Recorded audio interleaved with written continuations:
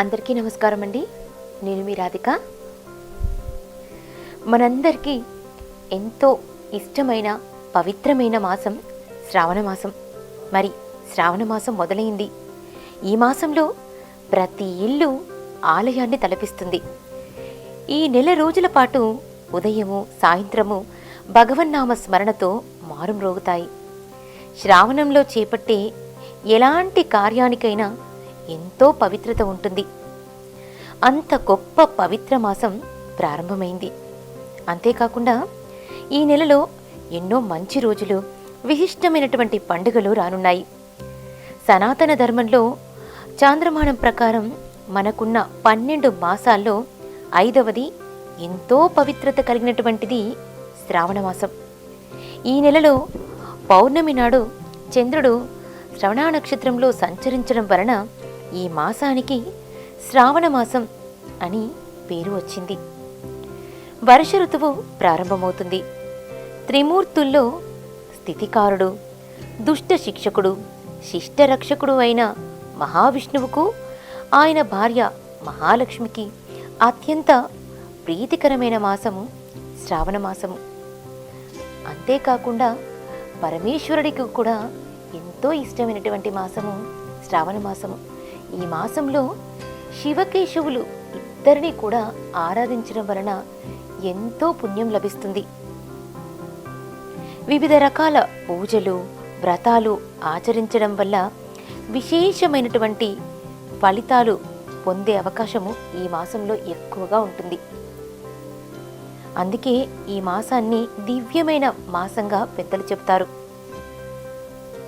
మహావిష్ణువు జన్మ నక్షత్రం శ్రవణ నక్షత్రం కావడం, అటువంటి పేరుతో ఏర్పడిన మాసము శ్రావణ మాసము కాబట్టి మహావిష్ణువు పూజకు ఎంతో ఉత్కృష్టమైనది. ఈ మాసంలో చేసే దైవ కార్యాలకు ఎంతో శక్తి ఉంటుందని వేద పురాణాలు చెబుతున్నాయి.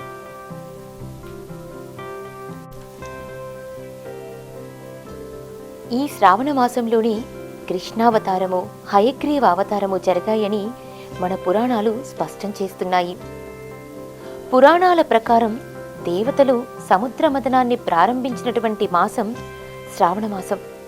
శ్రావణ మాసంలో పాల సముద్రాన్ని చిలుకుతున్నప్పుడు హాలాహలము బయటకి వచ్చిందని, ఈ విషం సృష్టి నాశనానికి కారణమవుతుందని గ్రహించి దేవతలు శివుడిని ప్రార్థించగా శివుడు గౌరీదేవిని చూశాడట.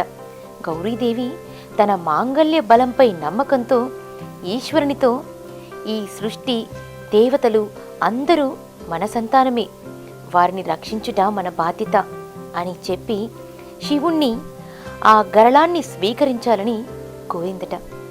శివుడు ఈ శ్రావణ మాసంలో విషాన్ని గరళమునందు పెట్టుకుని లోకాన్ని రక్షించినందుకు శ్రావణ మాసంలో సోమవారాలు శివుణ్ణి ఎంతో భక్తి శ్రద్ధలతో అందరూ ఆరాధిస్తారు.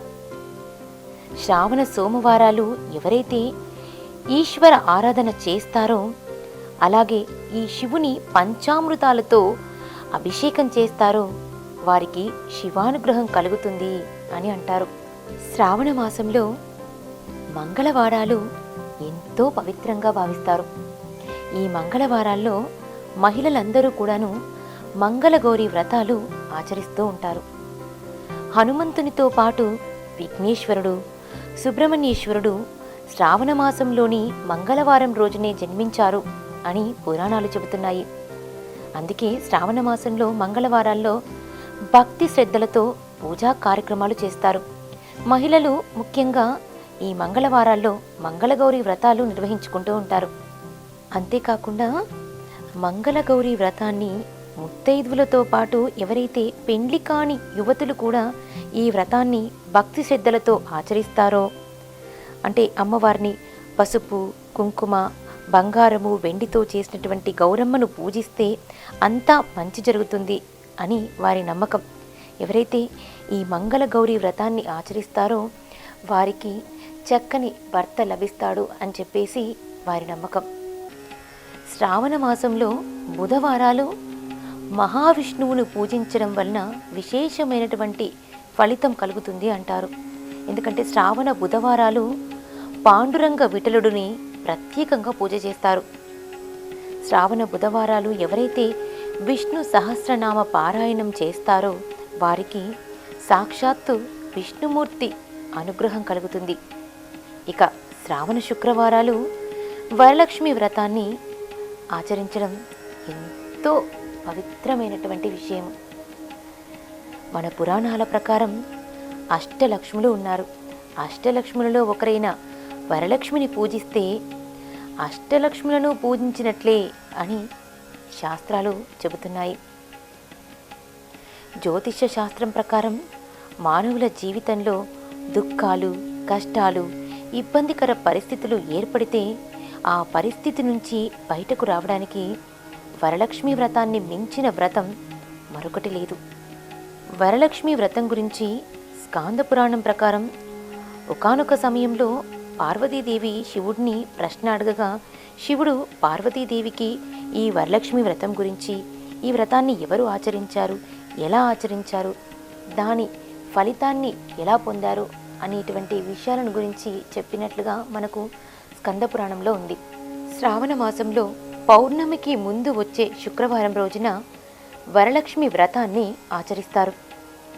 అమ్మవారికి కుంకుమార్చనలతో పూజలు చేస్తారు. నవవధువులతో తొలి శ్రావణంలో ఈ వ్రతాన్ని తప్పనిసరిగా ఆచరిస్తారు. అష్టైశ్వర్యాలు, సౌభాగ్యాలతో వర్ధిల్లాలని అమ్మవారికి ప్రార్థిస్తారు. అదేవిధంగా శ్రావణ మాసంలో వచ్చే పూర్ణిమని శ్రావణ పూర్ణిమగా జరుపుతారు. రక్షాబంధన్, జంధ్యాల పౌర్ణమి, రాఖీ పౌర్ణమి అని పిలుస్తారు ఈ శ్రావణ పూర్ణిమని. ఈరోజు అంటే శ్రావణ పూర్ణిమ రోజు సంతోషిమాత జయంతి కూడా కావటంతో సంతోషిమాత అమ్మవారిని ఆరాధిస్తారు.